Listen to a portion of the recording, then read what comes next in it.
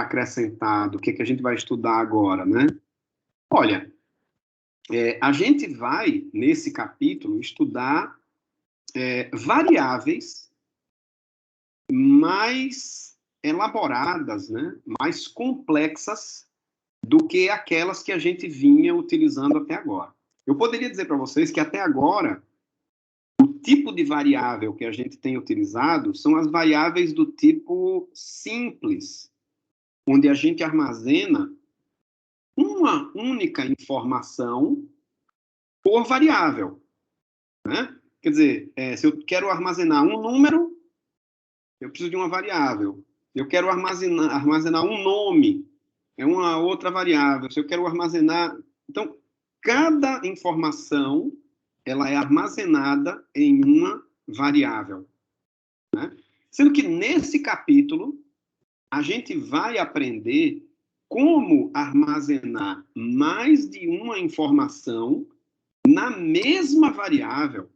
Olha que interessante, né? Eu vou poder armazenar, por exemplo, a nota da AB1 de todos os alunos da turma em uma única variável, né? Então, ou seja, o que a gente vai realmente estudar nesse capítulo são variáveis compostas, como a gente vai chamar, ok? A gente vinha trabalhando com as simples, onde a gente tinha valores escalares, né? E agora a gente vai trabalhar com variáveis do tipo... variáveis compostas, né? São aquelas que armazenam mais de uma informação, ok? Muito bem, então, vamos acompanhar aqui pelo slide, né? Casinho aqui, deixa eu ler aqui, ó. Estrutura de dados, né? Simplificação da classificação dos dados em numérico, caractere, lógico, né? Quando a gente estudou variáveis, a gente viu isso aqui, né? As variáveis podem ser do tipo numérico, do tipo caractere, do tipo lógico, né? Beleza. Em muitas situações, esses recursos são escassos, né? Vocês vão ver que em alguns problemas, utilizar só variáveis simples vai tornar quase que impossível resolver o problema. Ou então, vai ser uma forma muito ineficiente de resolver o problema, ok? Em alguns problemas, vai ser muito mais interessante utilizar variáveis compostas, essas que a gente vai aprender nesse capítulo, né?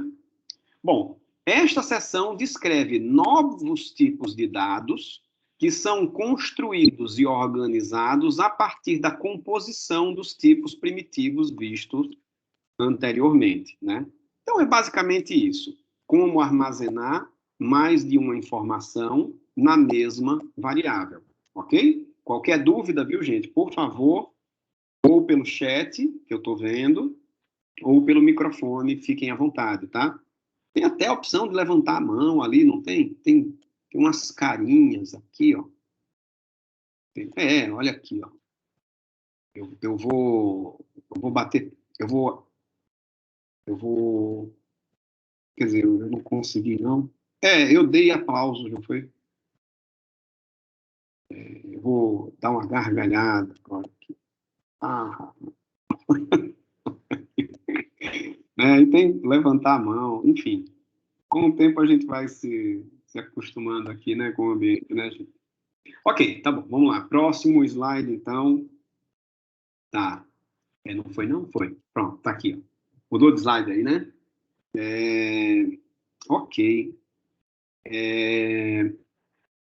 Esses novos tipos são conhecidos como estrutura de dados, daí o nome do capítulo, né? E são classificados da seguinte forma. Opa, muito legal. Prestem atenção nesse slide, nesse retângulo que tem aí embaixo, né? Porque ele resume tudo o que a gente vai ver nesse capítulo, né? O capítulo de estruturas de dados. Quer dizer, percebam, a gente vai trabalhar, vai estudar variáveis compostas, né? São variáveis compostas? Bom, são variáveis que armazenam mais de uma informação, tá? A gente vinha trabalhando até agora com variáveis simples, que armazenavam uma única informação. não é? Um único número, um único caractere, um único valor lógico, né? Essas são as variáveis simples. Nesse capítulo, a gente vai estudar as variáveis compostas, ok? Que armazenam mais de uma informação. Bom, essas variáveis compostas, elas podem se subdividir em variáveis compostas homogêneas e variáveis compostas heterogêneas. As variáveis compostas homogêneas são aquelas que armazenam informações do mesmo tipo. Ou seja, ou é tudo número, ou é tudo caractere, ou é tudo valor lógico. É tudo do mesmo tipo primitivo, por isso que ela se chama homogênea. Ok? Bom, e as heterogêneas? Bom, as heterogêneas são aquelas variáveis compostas que armazenam informações de tipos primitivos diferentes. Por exemplo, na mesma variável, eu vou poder armazenar um valor numérico e uma informação tipo texto, por exemplo, né? Na mesma variável. Ok? Isso aí a gente vai ver na aula que vem. As variáveis compostas heterogêneas, ó, a gente vai ver na quarta-feira, tá? Na quarta-feira. Hoje, só as homogêneas, ok? Então, mais uma vez, né? Variáveis compostas são aquelas que armazenam mais de uma informação. Se subdividem em homogêneas e heterogêneas. As homogêneas são aquelas variáveis compostas que armazenam informações do mesmo tipo. Tudo número, tudo caractere, tudo valor lógico, né? E as variáveis compostas heterogêneas armazenam informações de tipos primitivos diferentes. A mesma variável, eu posso armazenar o nome do aluno e a idade do aluno, por exemplo, né? Uma é uma informação texto, outra é uma informação tipo numérico, ok? Bom, as variáveis compostas heterogêneas também são conhecidas como registros, ok? E vocês estão vendo que as variáveis compostas homogêneas podem se subdividir em unidimensionais, que são os vetores, ou, né, multidimensionais, que são as matrizes, ok? Então, basicamente, hoje a gente vai estudar, né, os vetores e as matrizes, tá? São as variáveis compostas homogêneas. Registros, a aula que vem, ok? Muito bem, então vamos lá, vamos avançar aqui mais um pouquinho. Variáveis compostas homogêneas, né? Eu já falei e repeti, são estruturas de dados compostas de elementos do mesmo tipo primitivo. Temos dois exemplos de variáveis compostas homogêneas aqui, né? Dois exemplos. O primeiro exemplo seria essa variável com 4 elementos, tá? Quer dizer, isso que vocês estão vendo aqui, ó, 3, 8.5, 7 e 5, isso daqui é a variável, ok? Eu vou até colocar dar um nome aqui para ela, por exemplo, a variável A maiúsculo, pronto, ó, A maiúsculo é isso aqui, ó, tá? A variável A maiúsculo é essa variável composta, percebam que ela armazena 4 informações, né? Por isso que ela é composta, e ela é homogênea porque todas as informações são do mesmo tipo primitivo. É tudo número, né? É o número 3, o número 8,5, o número 7 e o número 5. Ok? E mais à frente, né? Quer dizer, eu já posso dizer que isso aqui é uma variável composta homogênea unidimensional, né? É um vetor, né, gente? É uma matriz coluna aqui, ok? A variável A, ela é composta porque ela tem 4 elementos. Tem mais de um elemento, né? O número 3 é o primeiro elemento da variável A? O 8,5 é o segundo elemento, o 7 é o terceiro elemento e o 5 é o último, né, o quarto elemento da variável A, ok? Da mesma forma, eu posso me referir aqui, ó, à variável B maiúsculo, por exemplo, que é essa variável aqui, ó, embaixo, essa segunda variável. Ela é uma variável composta? Sim, porque ela tem mais de um elemento, né? Ela tem 5 elementos. Ela armazena 5 informações, vamos dizer assim, né? Cada uma das informações, cada um dos elementos é um caractere, não é isso? Ó? É o caractere C, A, R, R e O, formando a palavra carro, né? Então, é uma variável composta, porque tem mais de um elemento. É uma variável composta homogênea, porque todos os elementos são do mesmo tipo primitivo. É tudo caractere. Ok? Então, vocês podem lembrar que quando a gente estudou os strings, né?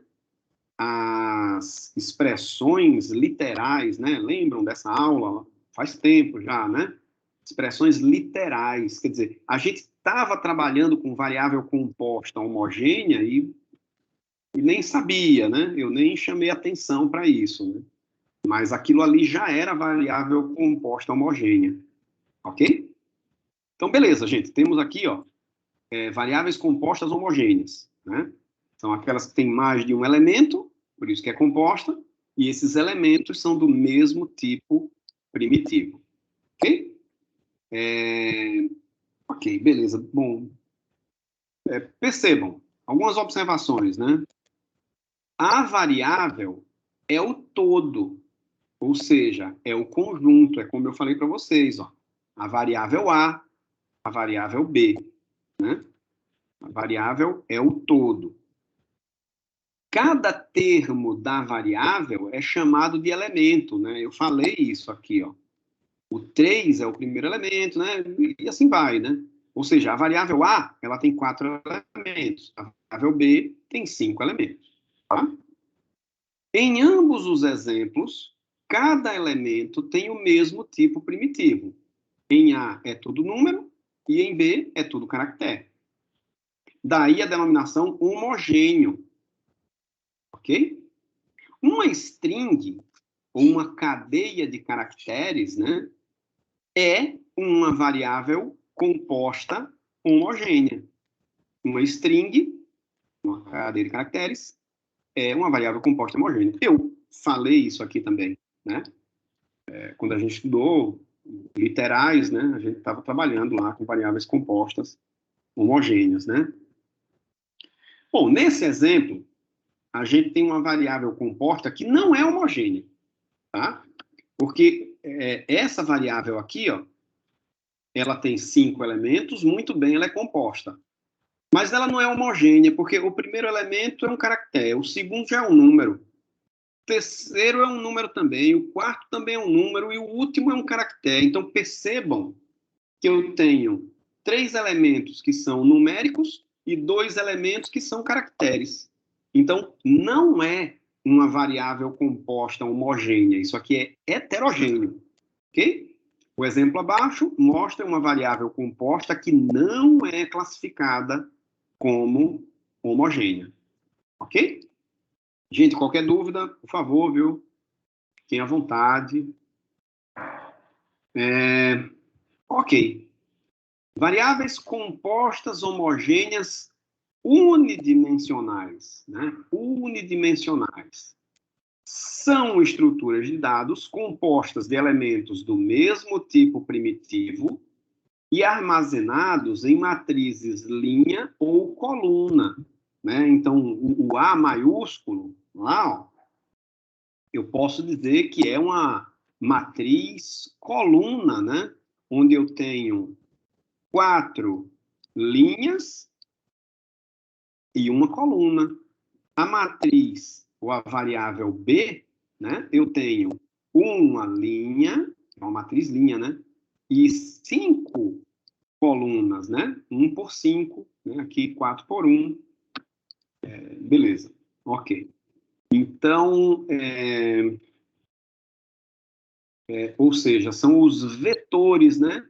A variável composta homogênea unidimensional, a gente também chama de vetor, não é isso? A variável composta homogênea unidimensional são os vetores, ok? Beleza, beleza, beleza. Tá. E nesse slide aqui, já tem coisa lá no Python, né, gente? Ou pelo menos lá na janela de comandos, né? No prompt de comandos, né? O que eu estou fazendo aqui? Eu criei uma variável composta, homogênea, né? A minúsculo, e ela é unidimensional, né? É um vetorzinho, onde os elementos são os 6 primeiros números pares, não é isso? 0, 2, 4, 6, 8, 10, né? Então, eu posso dizer que A é uma variável composta, sim, porque tem mais de um elemento, armazena mais de uma informação. É homogêneo, porque todos os elementos são do mesmo tipo primitivo. E é unidimensional, né? Porque eu tenho ali, para me referir a um elemento dessa variável, eu só preciso de um índice, ok? E outra coisa, vocês estão percebendo, gente? Isso daí é uma lista, né? Isso aí é uma lista. Isso aí, quando a gente viu aquela aula de expressões literais, a gente fez exatamente isso aí, não é? Quer dizer, como é que eu faço para trabalhar com vetores em Python? É utilizando lista, né? Vocês estão vendo, ó, quando eu criei essa variável A e eu perguntei qual era o tipo da variável A, ou seja, type A, ele me disse que era da classe list, ou seja, lista, né? Então, o Python trabalha vetores, né, ou variáveis compostas, utilizando listas, ok? É o que a gente está vendo aqui. Ó. Agora eu estou criando aqui, ó, uma outra variável, a variável B minúsculo, né? Utilizando um comando, o comando list e o comando range. Olha só o que foi que eu fiz. Ó. B recebe list, abre parênteses, range, abre parênteses, e aí tem lá 0, 10 e 2. O que é isso aqui, hein, gente? 0, 10 e 2, hein? Range. Estão lembrados? Esse negócio de range aqui, ó, in range, lembram? Era de estruturas de repetição definida, né? For, e, in, range, lembram? Então, esse 0 é o valor inicial. O 10 é o valor final, sendo que ele é excluído, né? Não chega até o 10 lá. E esse terceiro valor, que é o 2, é o passo. Então, esse range é o seguinte, ó, é do 0 ao 10, de 2 em 2, mas não chega no 10. Então, é 0, 2, 4, 6, 8. 10 não chega no 10. Tá? Então, não sei se... Vamos fazer, né? Eu sempre gosto de fazer aqui também. Deixa eu abrir aqui o Python Tutor, por exemplo. Não, e Python Tutor o quê? Abrindo aqui o Python, deixa eu entrar no comando do Python 3 aqui, mas a letra está muito pequena, deixa eu aumentar bastante. Melhorou. Vou jogar aqui para cima. Tá. Então, primeiro eu fiz aquele, né? Recebe lista em Python utilizando colchetes, né? E os elementos se separam com vírgula, né? Então, 0,2,4,6, tá bom, né? Fecha aqui, ó. Se eu pergunto quem é o A, ele repete 0,2,4,6, né? O type A, ele me diz que é da classe lista, né? E outra coisa, vocês estão lembrados como é que faz para acessar um elemento da lista? É colocar o nome da lista e, entre colchetes, o índice do elemento. Mas lembrem que começa do zero. Se eu perguntar quem é o A índice 1, ele vai me dizer que é o 2. Ok? Se eu quiser o primeiro elemento, é o A índice 0. Aí sim. Ok? A índice 0. Aí tá certo. Ok? Então, um elemento de uma lista ou de um vetor é o nome da lista e, entre colchetes, o índice do elemento. Lembrando que começa do 0, não começa do 1. Ok? E o B foi utilizando o comando list, range. Eu vou fazer diferente. Vou fazer começando do 1 até, sei lá, até o 10, de 2 em 2 aqui. O que ele vai fazer? Opa, tem que fechar o range e fechar o list, né? Pronto. Quem é o B?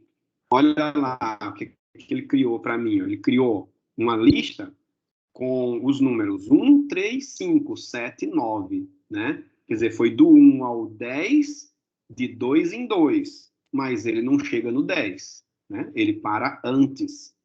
Então tá lá, ó, 1, 3, 5, 7, 9, acabou. Né? Não tem o 11, né? Até porque passa do valor final, né? Que é o 10, né? Ok? Se eu quiser o 5, seria o B índice 2, né, gente? Ó, porque começa do 0, né? 0, 1, 2. Ele vai me dizer que é o 5, ok? O B, entre colchetes 2, é o elemento, é o 5, né? Ok? Gente, me digam, alguma dúvida até aí?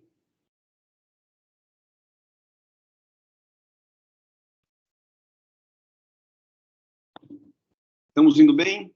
Até aqui tudo bem, né? Ok, tudo certo, né? Então, beleza, vamos lá, vamos avançar um pouquinho mais aqui. Aqui já tem coisas que eu estava brincando lá, ó. Eu já estava mostrando para vocês, ó. A entre colchetes 3, ele me diz que é o número 6, né? É isso mesmo, né? Deixa eu ver aqui, ó. 0, 1, 2, 3. Isso, exatamente. É o número 6 mesmo, né? Que começa do 0, né? Se eu quiser mudar o terceiro elemento, olha só, A3 recebe 5. Se eu pergunto quem é A, ele diz agora que é 0, 2, 4, 6. Deixa eu ver aqui. Quem é o A? Ó, o A é 0, 2, 4, 6, o meu, né? 0, 2, 4, 6, tá. Ah, se eu quiser mudar aquele 4 e mudar para 5, eu vou fazer assim, ó. A índice 2 recebe um outro número, o número 5, por exemplo, aqui. Tá. Se eu pergunto agora quem é o A, ele diz que é 0, 2, 5, 6, né? Eu mudei só aquele elemento. Tá, tudo bem, entendi. Aqui, olhando para o slide, ó, C recebe... O que é isso aqui, hein, gente? C recebe 0 vezes 10. O que ele faz aqui? O que é isso, hein? Eu não estou entendendo isso. Mentira, né? Eu estou entendendo só para criar um clima aqui, né? Ó, C recebe 0 vezes 10. Vamos ver o que é isso aqui. C recebe o 0 vezes 10. O que ele vai fazer? Quem é o C?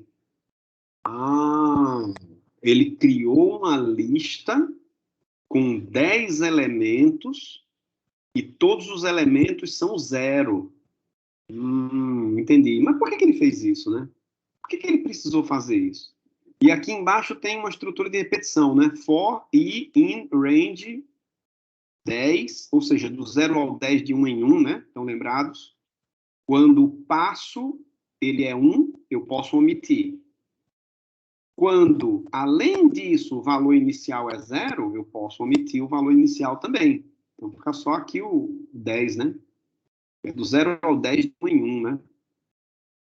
E aí ele faz C índice I, recebe 2I mais 1. No final, ele tem lá o C, 1, 3, 5, 7, 9, 11, 13, 15, 17, 19. Eu estou achando isso aqui muito complicado. A gente poderia tentar fazer isso aqui no Python tutor, sabe? E acho que fica mais fácil da gente visualizar, né, gente? Deixa eu ver se eu entendi. Ele está querendo criar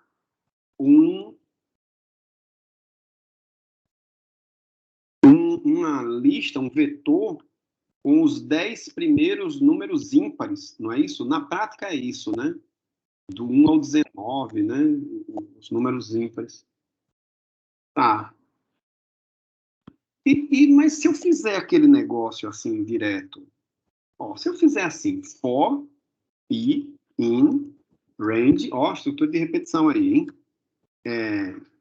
10, 2 pontos. Se eu fizer simplesmente C índice I, recebe 2 vezes I, é mais 1, né? Acho que é. Mais 1. Porque quando o I for 0, aí 2 vezes 0, 0. 0 mais 1, 1. É o C0, né? Primeiro número ímpar. Tá. Mas isso aqui não dá certo, não. Por que isso aqui não dá certo? Deixa eu ver. Vamos mandar executar isso aqui. Ó, next. Tá. O I começa com 0. Tudo bem. É aquilo que eu falei, do 0 a 10, de 1 em 1, né? Tá bom. Agora, o C, índice 0, por que ele não... Ixi, deu erro aqui, ó. Name C is not defined. Realmente, eu não defini a variável C. Então, não existe o C0 ainda, né? É por isso que eu tenho que fazer... Eu tenho que inicializar, gente, essa variável C com alguma coisa. Por exemplo, com tudo 0. Será que agora dá certo? Vamos ver. Close isso aqui. Ó, executando a linha 1. Vai lá, cara. Isso, ó. Olha só. Ele criou a variável C toda zerada. Tudo bem. Poderia ser qualquer coisa, né? Eu botei 0, mas poderia ser qualquer coisa. Tá. Tá. Agora I começa com 0. E agora na linha 3, C índice I, ou seja, C0, primeiro elemento de C, né? Recebe 2 vezes I, e é 0. 2 vezes 0, 0, mais 1, 1. Ele vai mudar lá o C0? Vai, né? Ó, mudou para 1. Agora o I vale 1. O C1 vai ser 2 vezes 1, 2, mais 1, 3. Agora o I2 vai ser o 5, o I3 vai ser 7, o I4, 9, e assim por diante, né, gente? Ó. 15, 17, até o 19. Quer ver? Pronto, até o 19. E aí ele sai. E acabou o programa, tá vendo? Mas, ou seja, eu tenho que inicializar essa variável C, esses elementos, né, com alguma coisa. Por exemplo, 0, né? Por exemplo, 0. Ok, gente? É o que tem lá no slide, ó. Eu tenho que lembrar disso. Quando eu for trabalhar com uma lista, não é sair atribuindo valores na lista, não. Assim, eu tenho que inicializar a lista, por exemplo, ela toda zerada. Ok? Tem uma outra forma de fazer isso, viu, gente? Que é o que esse slide aqui está mostrando. eu posso inicializar a variável C, ou seja, a lista, vazia, sem nada, e depois ir acrescentando, concatenando elementos a essa lista vazia. Quer ver? Vamos fazer lá no Python, né? Ó, vou apagar tudo aqui, começar do zero. Dessa vez eu vou fazer assim, ó. Eu vou inicializar a variável C, a lista, sem nada, vazia mesmo, não tem nada. E aí, for i in range 10, dois pontos. Olha o que eu vou fazer, ó. C recebe o que tinha antes, acrescido de um elemento que é o 2i mais 1.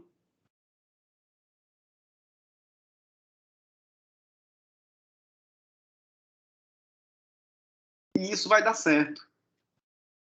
Vamos ver? Ó, vou executar aqui. Ó. Olha só, a linha 1, ele criou a variável C, que é uma empty list, é uma lista vazia. Empty é vazio em inglês, né? I começa com 0, e olha o que vai acontecer quando eu executar a linha 3 pela primeira vez. C vai receber o que tinha antes, que era a lista vazia, acrescida de um elemento, que é o 2i mais 1. Quer ver? Olha lá, gente. O C agora é uma lista com um elemento só, que é o número 1. Né? O I agora vale 1. E o C vai ser o que tinha antes, acrescido de mais um elemento, que é o 2 vezes 1, 2 mais 1, 3. Olha lá o 3. Ou seja, eu estou acrescentando elementos. Ou então, se vocês quiserem dizer diferente, eu estou concatenando elementos a essa lista, gente. Esse sinal de mais é a operação de concatenação que a gente viu lá nas expressões literais, né? Eu estou concatenando elementos, acrescentando elementos à minha lista C, ok? E aí eu vou nessa parada aqui até o último lá, ó, last, pronto. Ó. Ele fez da mesma forma, ó, do 1 ao 19, né? De 2 em 2, né? Ok? E aí, alguma dúvida nesse exemplo?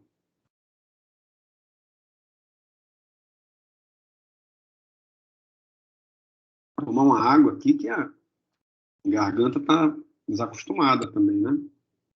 Pois acostuma. Hein, gente? Nenhuma dúvida? Tranquilo? Então, quer dizer, isso daqui é uma outra forma de trabalhar com listas, né? Eu começo com uma lista vazia e depois eu vou concatenando, acrescentando elementos a essa lista. Tá na mesma. Ok? Tranquilo? Nenhuma pergunta? Bom, e o que é isso aqui? Bom, esse slide, ele tenta mostrar para a gente a importância da utilização de listas, né? De variáveis compostas. Porque, veja bem, esse primeiro programinha aqui de cima, um programa que envolve estrutura de repetição, né, gente? Olha lá, lista 3, né? De novo na história. 2021 acabou, mas a lista 3 não acabou ainda, né? Então, vamos lá. É um programa para calcular a média entre 10 notas, né? Isso aqui a gente já fez, né? Eu começo com essa soma nula, né? Elemento neutro da soma. Toda soma, né? Começa com 0. E aí eu faço uma estrutura de repetição em 10 elementos, onde o cara entra com a nota, eu vou fazendo o somatório dessas notas. No final das contas, linha 5, eu divido o somatório por 10 e eu tenho a média dessas 10 notas, né? Tá, isso aqui, tranquilo, eu resolvo só com variável simples, né? O x é uma variável simples, o soma é uma variável simples, o média é uma variável simples, só armazenam um elemento, né? Por vez. Mas a questão agora é o seguinte, e se eu quiser que ele imprima as notas acima da média? Como fazer isso utilizando só variáveis simples, né? Olha, é uma complicação, né? Porque vamos supor que eu tenha 3 notas só. Então, eu vou precisar de 3 variáveis simples para armazenar cada uma dessas notas. Muito bem, a média é até fácil de calcular, nem precisa de estrutura de repetição, porque é só somar as 3 notas, dividir por 3. E depois eu vou verificando se a nota 1 for maior do que a média, imprime a nota 1. Se a nota 2 for maior do que a média, imprime a nota 2. Se a nota 3 for maior do que a média, imprime a nota 3. Estão vendo? Quer dizer, eu tenho que primeiro calcular a média para depois saber quais são as notas acima da média, né? Então eu tenho que armazenar essas notas, né? Só para calcular a média, eu não preciso armazenar as notas. Eu vou colocando ali no X, uma por cima da outra, né? Apaga o valor anterior, escreve o novo valor. E notem, isso daqui foi apenas para 3 notas, né? Imagina se fosse 10, se fosse 20, 50, né? Não faz sentido isso aqui, né, gente? Agora vejam como fica esse problema utilizando listas, utilizando variáveis compostas. E eu vou fazer para N alunos, tá? Ó, linha 1, N recebe int input número de alunos. Então, eu vou entrar com o número de alunos da turma. É um número, é um valor inteiro, né? Então, eu posso utilizar o comando int e vou armazenar o número de alunos em N. Ok, o somatório começa com 0, sendo que agora eu vou criar uma variável que se chama nota, que é uma lista que vai armazenar as notas dos alunos. Eu optei por inicializar essa lista vazia, né? Para ir acrescentando os elementos depois, né? For i in range n, ou seja, de 0 até n, de 1 em 1, né? Mas não chega no n, né? Ok? Eu utilizei uma variável auxiliar aqui, ó, aux recebe float input, digite a nota. É float porque a nota é um valor real, né? E nota recebe o que tinha antes, acrescido desse elemento, né, com a nota que eu acabei de digitar. Soma recebe soma mais aux. Estou fazendo somatório, né? Na linha 8, depois que eu saí da estrutura de repetição, que começa na linha 4, eu calculo a média, né? Notem que não tem mais a indentação, né? Média recebe soma dividido por n. Tem a média da turma. Depois, na linha 9, eu inicializo uma nova estrutura de repetição, for e in range n. E aí, if nota i, o iésimo elemento da variável nota, né, for maior do que a média, ele print nota i. Ok? Então, quer dizer, agora eu posso resolver esse problema de saber quais são as notas acima da média, inclusive para N alunos ou N notas, né? Utilizando variáveis compostas, né? Utilizando lista, essa lista nota aí. Gente, alguém não entendeu alguma parte desse programa? Aí pode perguntar, fiquem à vontade, tá?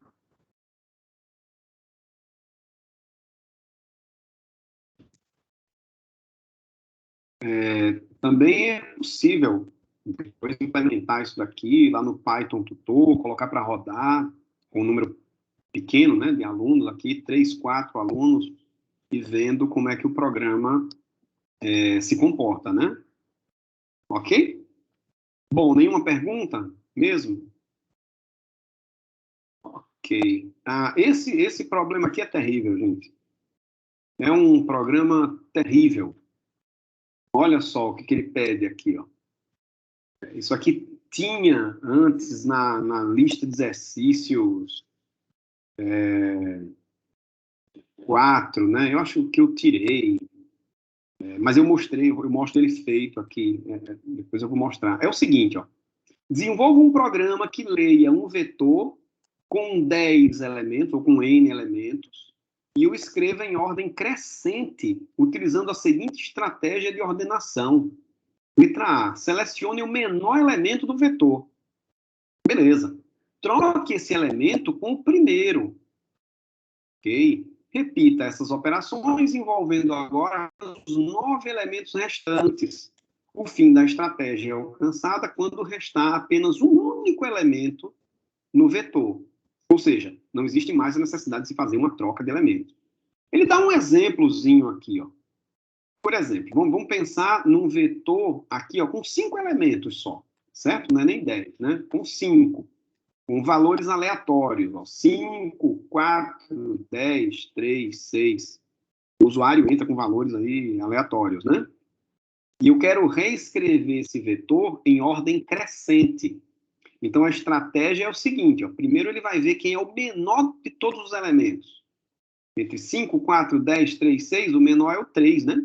Aí ele pega o 3, coloca no lugar do 1, pega o 5, coloca no lugar do 3. Fez essa troca, né? Muito bem, então agora o primeiro elemento já é o menor elemento, né? Se eu quero em ordem crescente, ele está no lugar certo.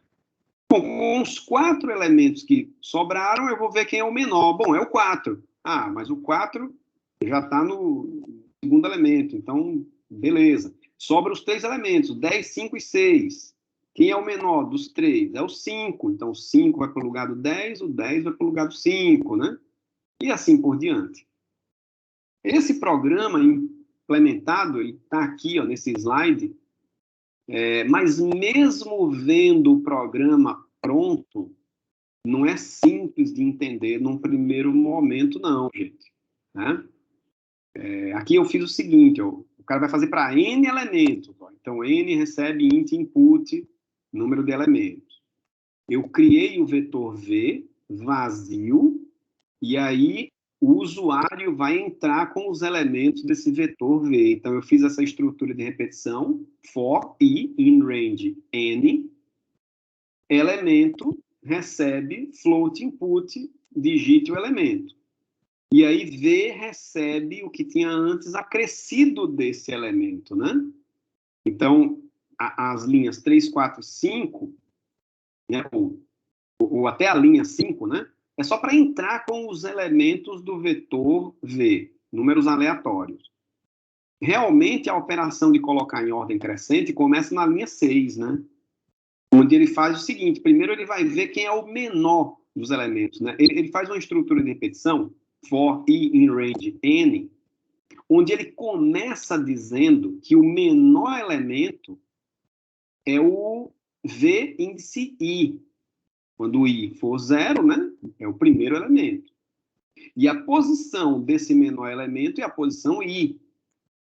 Depois ele vai comparar esse vi com os demais elementos, para ver se tem alguém menor do que ele, né? Então, essa é outra estrutura de repetição aqui, ó, mais interna. For j, tem que ser outro índice, né? In range, do i mais 1 até o n, de 1 em 1, né? If o vj for menor do que menor, menor recebe vj. E a posição passa a ser a posição j. Quer dizer, essa estrutura de repetição da linha 9, 10, 11, 12, é para ele descobrir quem é o menor elemento e qual a posição desse menor elemento. Depois que ele descobre, aí ele faz a troca, né? Ó, AUX recebe VI, VI recebe menor, e o V, posição, recebe o AUX. É exatamente essa troca aqui, ó, onde o menor elemento vai para o lugar do VI e o VI vai para o lugar do menor elemento, né? Quer dizer, mesmo vendo o programa pronto, gente, eu tenho certeza que muita gente não entendeu, né? Então, vale a pena vocês digitarem isso daí no Python Tutor, colocarem para rodar, e aí sim fica mais claro, né? Essa estratégia aí, ok? Quer dizer, não é uma questão simples, e ela eu acho que ela não está na lista, não, viu? Eu tirei da lista e coloquei aqui para mostrar ela feita. Eu acho que é isso aí. É isso aí. Ok, gente? Alguma pergunta?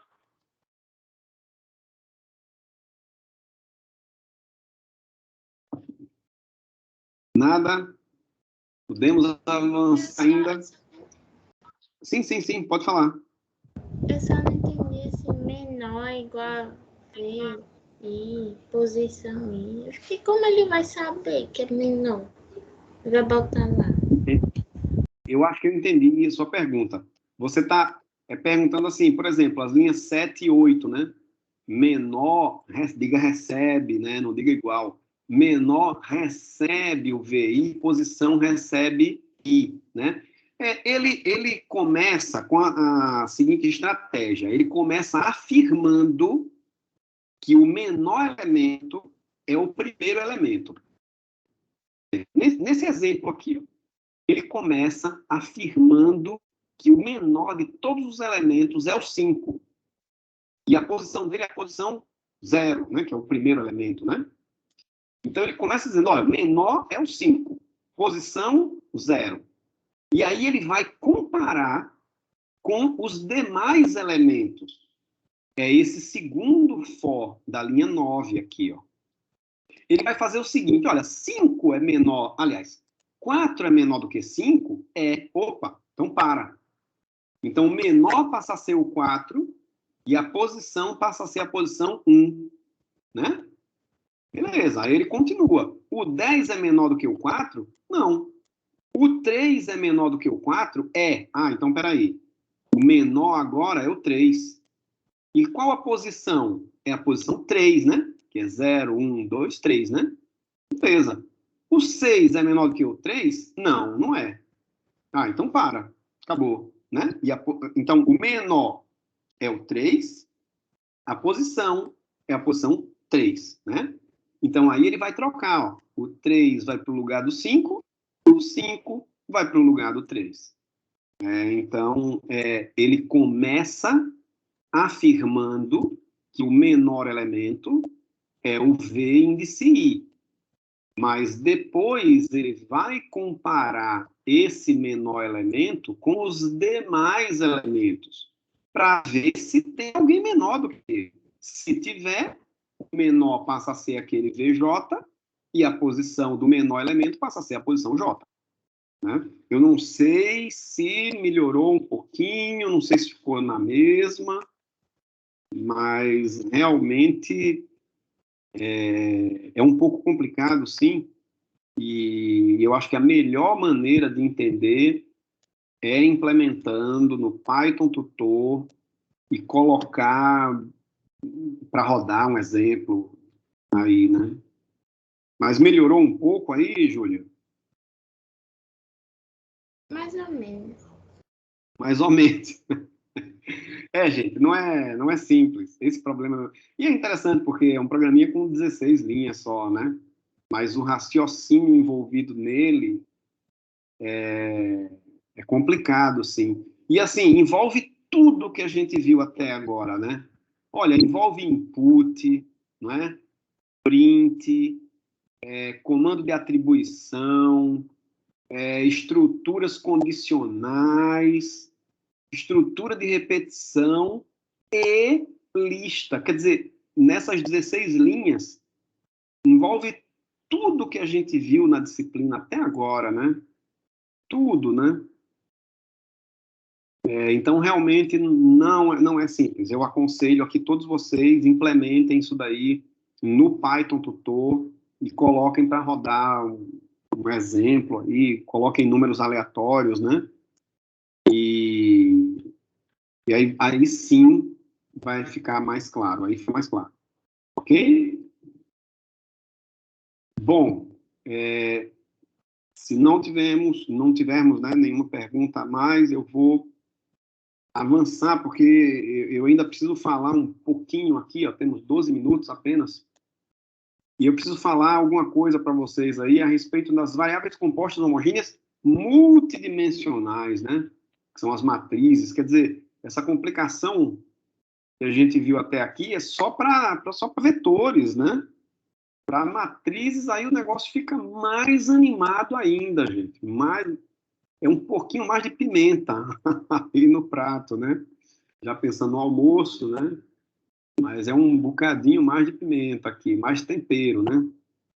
Que beleza, né? Ó, mas vamos lá. Variáveis compostas homogêneas multidimensionais, né?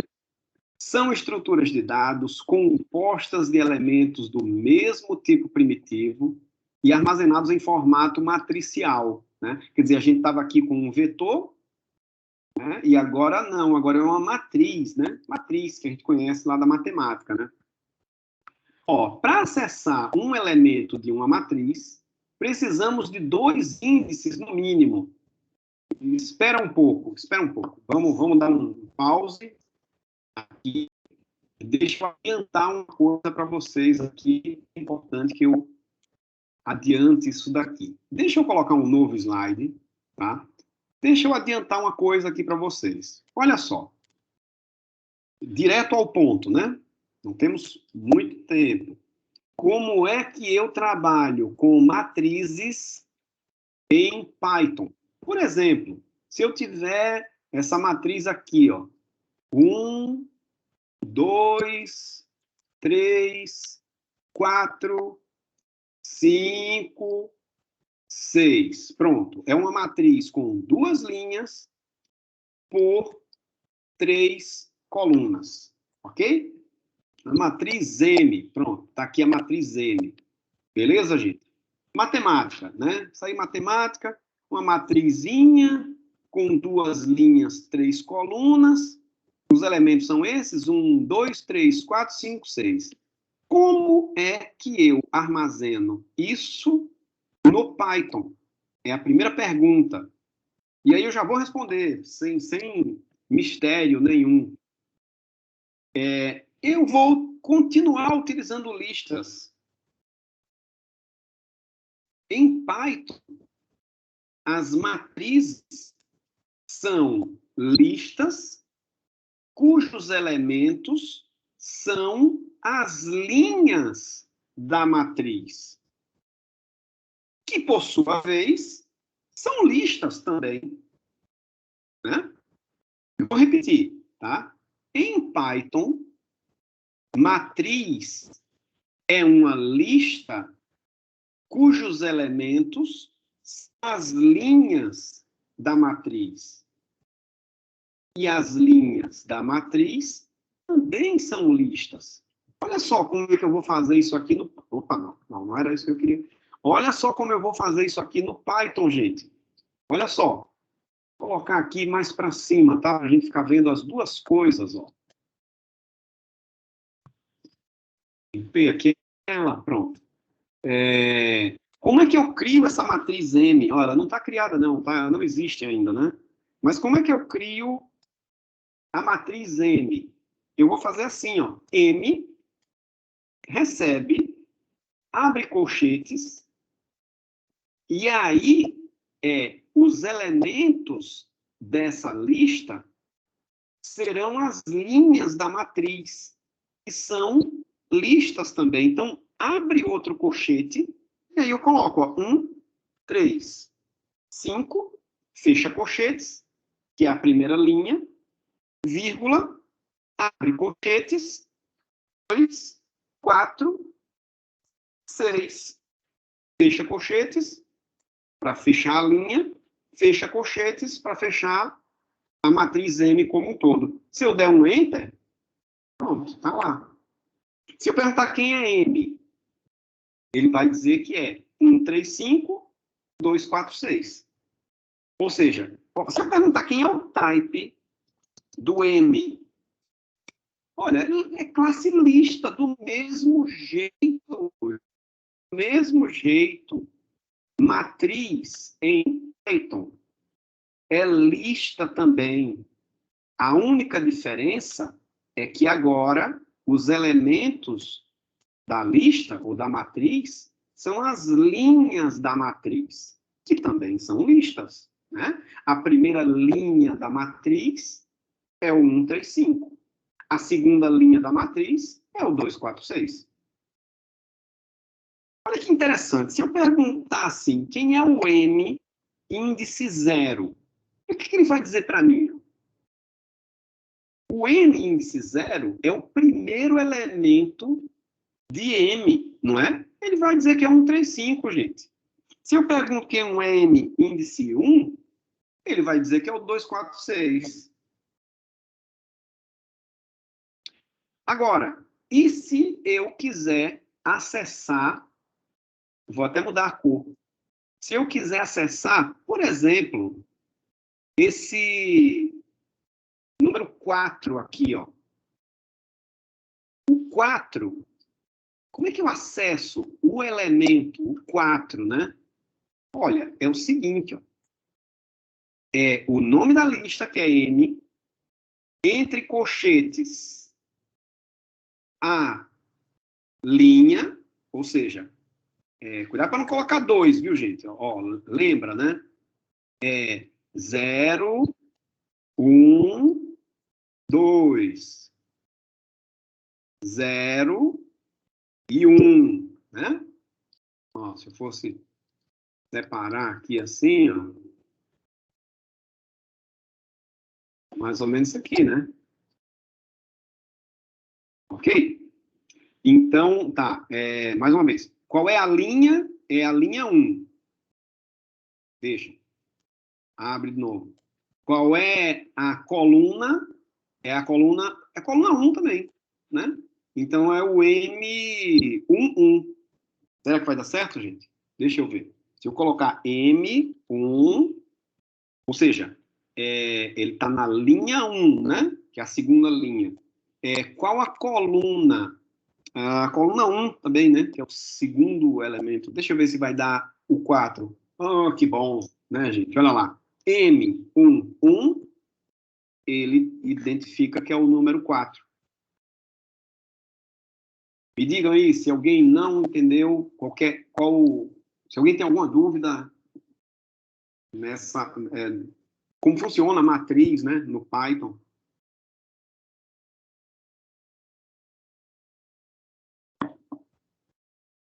Não é difícil não, né, gente?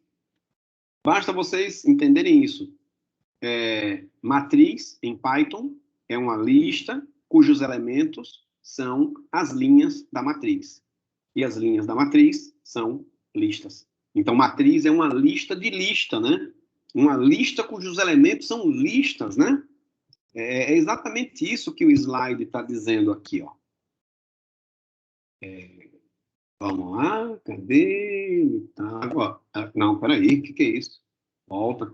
Ó, para acessar um elemento de uma matriz, precisamos de 2 índices, no mínimo, né? Essa é uma matriz bidimensional, né? O primeiro índice corresponde à linha da matriz, o segundo índice corresponde à coluna da matriz. É exatamente aquilo que eu falei, ó. A, I, J é o elemento que está na linha I, coluna J. Né? Então, uma matriz é um conjunto de vetores. É aquilo que eu falei em Python, né? Uma matriz é uma lista, os elementos são listas, né? Vetores. Para utilizarmos um vetor, manipulamos um único laço de repetição.